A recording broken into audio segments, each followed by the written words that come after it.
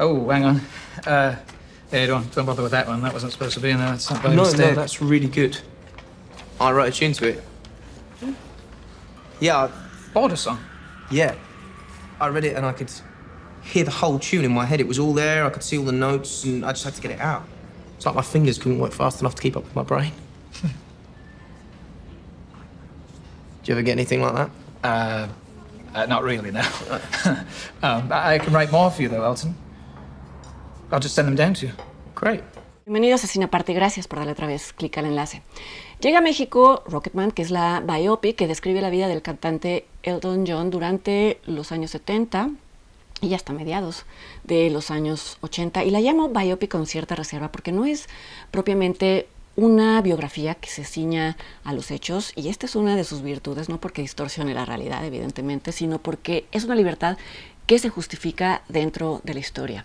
Ya hablaré de esto. Antes me parece importante señalar que esta es una película producida por Elton John y que generalmente las biografías oficiales, es decir, aquellas supervisadas por los biografiados, tienen la desventaja de ocultar las partes sórdidas o negativas de la vida de sus protagonistas, pero esta película es una excepción, en tanto que uno de sus propósitos es airear las adicciones y los excesos en los que cayó Elton John, sobre todo en la década de los 70. Así que, además de que no hay autocensura por parte del productor, hay una consecuencia positiva de su involucramiento en el proyecto, y es que el tono mismo de Rocketman es una extensión de la imagen estrafalaria, teatral y desbordada de Elton John. En una cápsula reciente dedicada a la película La daga en el corazón, hablé de la noción estética de lo camp, incluso incluí un enlace a un ensayo de Susan Sontag que describe esa noción exhaustivamente.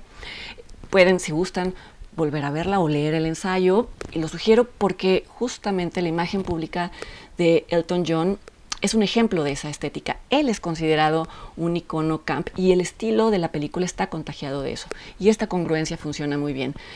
Claro que habría sido válido y legítimo hacer un acercamiento a la vida de este personaje desde un tono solemne y sobrio, pero eso habría significado hacerlo también desde una óptica realista, y me parece que eso habría resultado en una biopic fallida más. Por el contrario, la mirada de Elton John a su propia vida es caprichosa, es arbitraria, es ostentosa en un buen sentido, y se asume como espectáculo, y eso está muy bien, es refrescante. Decía que Rocketman no se ciñe a los hechos en un orden cronológico estricto.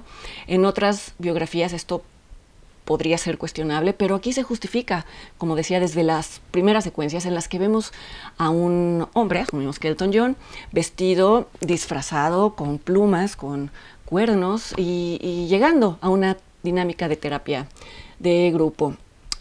Quienes están ahí no se inmutan ante su llegada, simplemente se limitan a escucharlo, y ahí él declara que es adicto a la cocaína, al alcohol, a las compras impulsivas, y que es bulímico. La guía de la terapia de grupo le pregunta por el origen de su infelicidad o de su vacío emocional, lo cual va a dar pie a que el cantante narre episodios de su vida, algunos en formato de musical con sus propias canciones, y en las que participan los personajes de su vida, en particular Bernie Taupin, que ha sido su amigo y su letrista a lo largo de 50 años de carrera. En adelante la narración va a alternar entre estas viñetas, números musicales, y de vuelta a la terapia de grupo. Incluso en las secuencias de terapia hay un rompimiento con el realismo, porque el personaje aparece cada vez menos disfrazado en su ropa, quiero decir, lo cual sugiere que también se está desnudando en un nivel emocional. Como se sabe, el recuerdo y la memoria son los espacios en los que estructuramos y organizamos nuestro pasado, y no necesariamente lo hacemos como realmente sucedieron los hechos. Somos muy selectivos de aquello que queremos recordar, también reprimimos y olvidamos ciertas cosas que preferimos no traer al presente. Caracterizamos a las personas como villanos o como ángeles salvadores, aunque no lo hayan sido del todo, porque ninguna persona es un villano o un salvador del todo.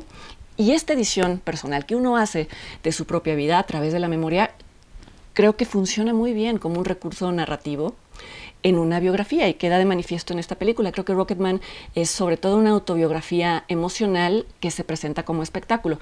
He leído críticas a la película que dicen que no hay un desnudamiento total de Elton John, que el productor protagonista evita realmente mostrarse del todo.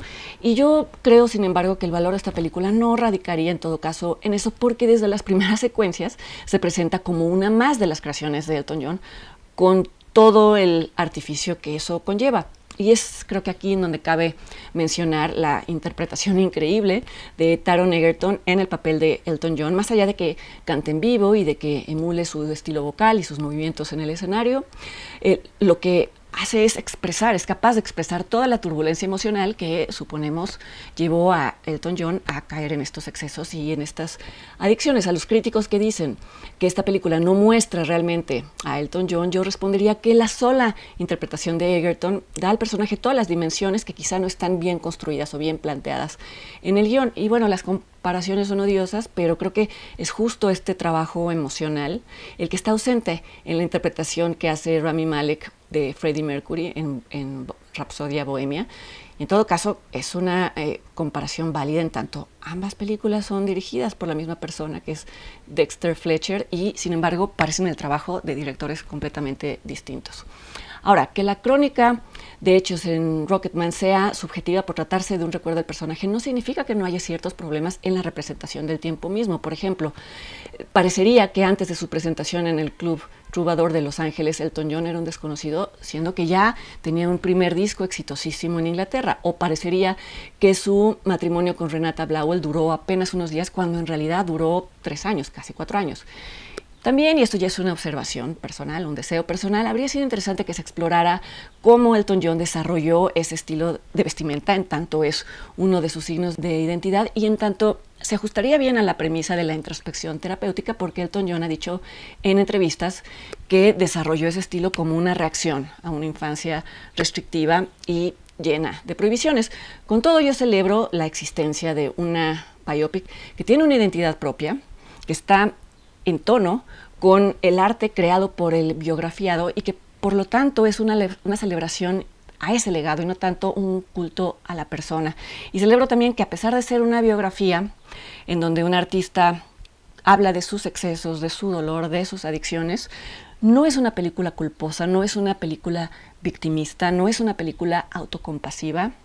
Y lo de victimista lo digo también por Bohemian Rhapsody, que incluso creo que condena un poquito el personaje de Freddie Mercury, que es una pena que no haya estado vivo él para evitar esto. En Rocketman, por ejemplo, hay una secuencia en la que Elton John le dice a su madre: me ha costado con todo lo que se mueve y he probado todas las drogas que existen en el mundo y no me arrepiento. Y creo que es una secuencia valiosa porque es una secuencia honesta y porque libra a la película de ser un alegato general o de ser un regaño un tanto hipócrita de estos que tanto gustan al cine comercial. Creo que esta es una película que contagia su tono celebratorio y esto queda de manifiesto con la elección de la gran canción I'm Still Standing como el número musical que cierra la película. Está, por supuesto, en carteleras y yo voy a estar aquí la siguiente semana en otra entrega de Cine Aparte. Hasta entonces.